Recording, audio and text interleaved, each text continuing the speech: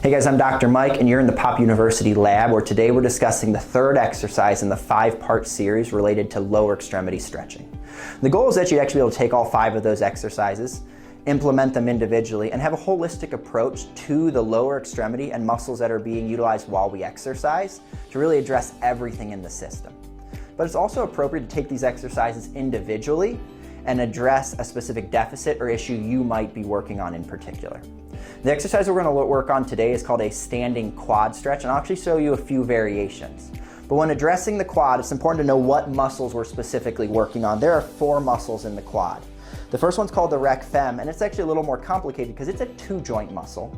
The other 3 muscles are all 1-joint muscles. 2-joint muscle means it crosses the hip joint, so it assists with hip flexion, but it also crosses the knee joint, which means it assists with knee extension or putting that knee into straight. So that's going to be called the rec fem.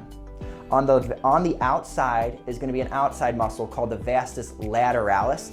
It extends the knee where it kicks that knee out into straight, as well as does its 2 counterparts, which is a muscle on the inside known as the vastus medialis, or even a smaller portion down here, sometimes known as a horseshoe muscle, is called the vastus medialis obliquus.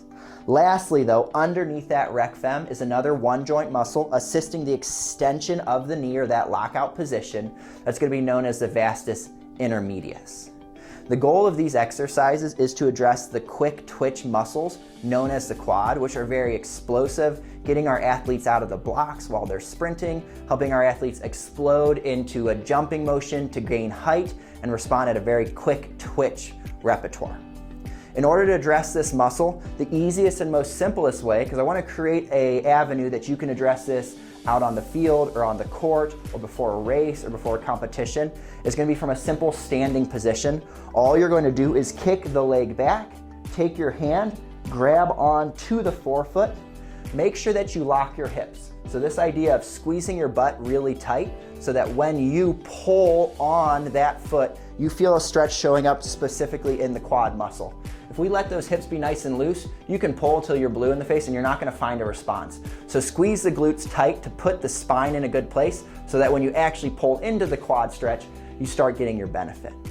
This is an exercise you can also perform in lying, which will be beneficial if balance ends up being a little bit of a difficulty.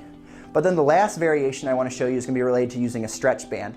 Sometimes the standing position and being able to reach the foot is difficult, in which case you can bring in a stretch band or a tie or something similar that you could actually tie around the ankle, so that when you're in the standing position and you lock out the hips, you actually can just pull the band over your shoulder to get that stretch into the quad muscle as well. Now, in order to see true benefit, you are going to have to hold this exercise for about 18 seconds because that's where permanent deformation starts. Going beyond that will give you further stretch, but we at least need to hit that baseline.